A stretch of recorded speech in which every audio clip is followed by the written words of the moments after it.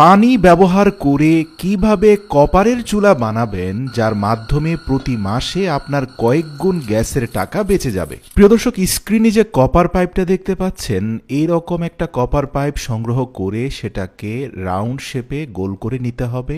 মনে রাখবেন, কপার পাইপের অগ্রভাগটা আপনাকে ব্লক করে দিতে হবে যেন সেখান দিয়ে কোনো গ্যাস বের হয়ে না যায়। এরপরে পুরো পাইপটাকে 3 বার মুড়িয়ে নিয়ে যে কোনো একটা পাশে প্রতিটা রাউন্ড সার্কেলের মধ্যে 4টা করে হোল করতে হবে। সুতরাং 3টা সার্কেলে 12টা হোল হয়ে গেলে আপনাকে এই কপার পাইপটা স্থাপন করার জন্য একটা পাতলা কাঠের উপরে 4টা ক্লাম অ্যাডজাস্ট করতে হবে। প্রিয় দর্শক, স্ক্রিনে আপনারা যে ক্লামগুলোকে দেখতে পাচ্ছেন সেগুলোকে আমরা স্ক্রুর সাহায্যে কাঠের মধ্যে শক্তপোক্তভাবে লাগিয়ে দিচ্ছি।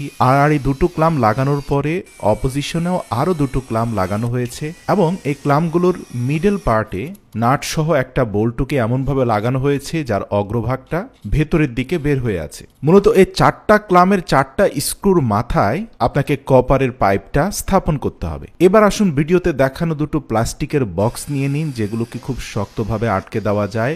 এয়ার টাইট এরকম 2টো বক্সের উপরিভাগে 2টি সমান্তরাল ছিদ্র করে নিন। এবার কপার চুলা থেকে কিছুটা দূরত্বে 2টি বক্সকে স্থাপন করুন। আপনার নির্মিত চুলা থেকে বক্সগুলো যেন সরে না যায় এর জন্য নিচে কিছু আঠা লাগিয়ে সে বক্সগুলোকে স্থাপন করুন। সর্বশেষ এয়ার কম্প্রেশন একটি মোটর লাগিয়ে দিন, যার মাধ্যমে বাতাসের তীব্র চাপ সৃষ্টি করা যাবে। এবার আসুন ছিদ্রগুলোর সাথে কপার পাইপকে কানেক্ট করতে হবে। প্লাস্টিক জারের সর্বশেষ হোলে পাইপের এক অংশ ঢুকিয়ে অপর প্রান্ত একটা কপার পাইপের সাথে একটা জিপ টাইয়ের মাধ্যমে শক্তপোক্তভাবে লাগিয়ে দিন। প্রথম জারের অপর ছিদ্রর সাথে দ্বিতীয় জারের প্রথম ছিদ্রটি আরেকটি প্লাস্টিক পাইপের মাধ্যমে কানেক্ট করে দিন এবং সর্বশেষ জারের অবশিষ্ট ছিদ্রটির সাথে এয়ার কম্প্রেসর কানেক্ট করে দিন। এটাও একটা জিপ টাইয়ের মাধ্যমে শক্তপোক্তভাবে লাগিয়ে দিন। প্রতিটি ছিদ্রপথে পর্যাপ্ত পরিমাণে আঠা লাগিয়ে দিন যেন কোনোভাবে বাতাস লিক করতে না পারে। আমরা যদি বাঁ দিক থেকে মোটর সহ জারগুলোকে দেখতে থাকি তাহলে আপনি দেখতে পাবেন প্রথম জারের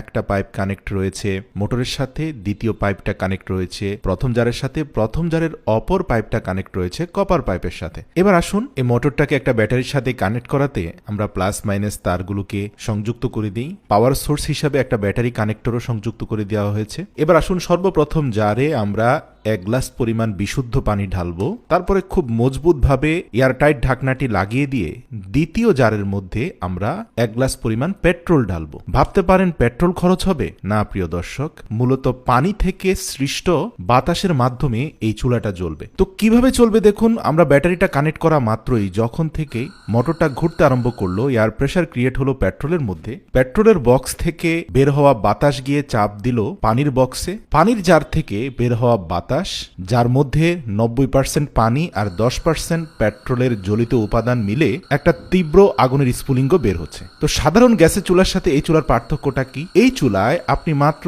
3 থেকে 400 গ্রাম পেট্রোল দিয়ে অন্তত 10 দিন পর্যন্ত আগুন জ্বালিয়ে বিভিন্ন ধরনের রান্নাবান্নার কাজ করতে পারবেন। এই আগুনটা জ্বলতে পানি এবং বাতাসের প্রেসারের ভূমিকাই সবচেয়ে বেশি। পেট্রোলের খরচ খুবই কম। সত্যি আপনার মস্তিষ্ককে ব্যবহার করে বিজ্ঞানের ছোটখাটো জ্ঞানগুলোকে অ্যাপ্লাই করলে জীবন আরো অনেক সহজ হয়ে যায়। ভিডিওটি ভালো লাগলে অবশ্যই প্রিয়জনদের সাথে শেয়ার করে এই প্রসেসটি জানার সুযোগ করে দিন।